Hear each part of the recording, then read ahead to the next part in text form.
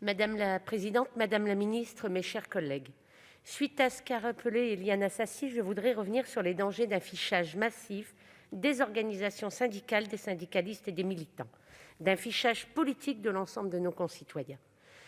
Je voudrais rappeler la place essentielle des syndicats et du mouvement social dans une démocratie digne de ce nom, au moment où la France est considérée comme une démocratie défaillante. Ce rappel est essentiel au moment où il est toujours plus difficile de manifester, d'exprimer des revendications pour plus de justice sociale. Pourtant, la mission des syndicalistes est la défense des intérêts individuels et collectifs des salariés. Ils combattent la violence des délocalisations, des fermetures d'entreprises, de plans qui n'ont de sociaux que le nom. Ils dénoncent les privatisations et l'abandon de biens publics et de fleurons industriels à la finance.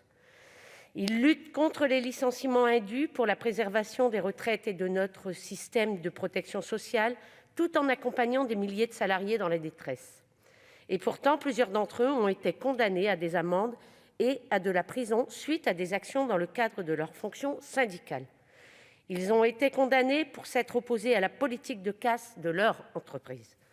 Ces condamnations injustes ne suffisent pas au gouvernement qui, aujourd'hui, permet le fichage des syndicalistes au même titre que de dangereux délinquants. Il s'agit maintenant de stigmatiser la liberté d'opinion et l'action syndicale. Comment justifier que le simple fait d'être adhérent à un syndicat puisse, d'une manière ou d'une autre, porter atteinte à la sécurité intérieure, à la sûreté de l'État, à la lutte contre le terrorisme ou encore, selon les termes des derniers décrets, porter atteinte à l'intégrité du territoire ou les institutions de la République? Comment justifier que le droit à résister, à revendiquer, à agir puisse être criminel? L'autre point que je voudrais aborder est la protection des données de santé de nos concitoyens. Aujourd'hui, ces données sont particulièrement convoitées et sont devenues un enjeu majeur. Ces données sont par définition particulièrement sensibles parce qu'elles font état de la santé de la personne, mais elles peuvent aussi révéler sa condition sociale ou d'autres particularités personnelles. Pire, ces données pourraient être utilisées à des fins de discrimination: refus d'attribution d'un prêt bancaire, d'accès à un emploi, refus de couverture sociale complémentaire, par exemple en cas de maladie grave. Or, la loi Ma Santé 2022 prévoit la création d'une plateforme visant à centraliser l'ensemble des données de santé de millions de personnes, malgré les risques incontestables que présente une telle centralisation. Ces données, qui étaient considérées comme une information purement médicale, dont l'usage était limité aux professionnels de santé ou aux services médico-administratifs, sortent du cadre strict du cabinet du médecin, de l'établissement de santé, pour relever d'un usage plus collectif.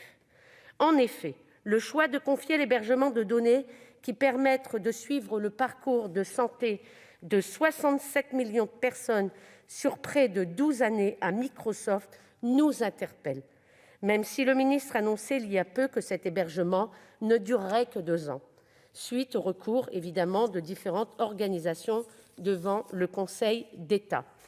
Ce qui nous interpelle, c'est la justification du choix initial. Pourquoi avoir choisi Microsoft alors même que le Conseil d'État soulignait qu'il ne peut être totalement exclu que les autorités américaines, dans le cadre de programmes de surveillance et de renseignement, demandent à Microsoft l'accès à certaines données? D'autant que l'anonymat du patient n'est pas toujours garanti, ce qui peut encourager des acteurs tiers, tels que des employeurs, des assureurs et des organismes bancaires, à tenter d'accéder à ces données dans un objectif de profit.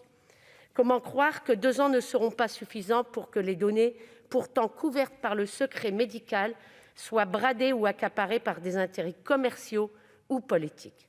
Enfin, depuis l'accord national interprofessionnel de 2013, qui a généralisé les complémentaires santé obligatoires dans les entreprises, a ouvert aux assureurs l'accès privé aux fichiers des données de santé des salariés. Les données des réseaux de santé gérés par les complémentaires ne sont pas protégées et cela entraîne des risques importants pour le respect de la vie privée.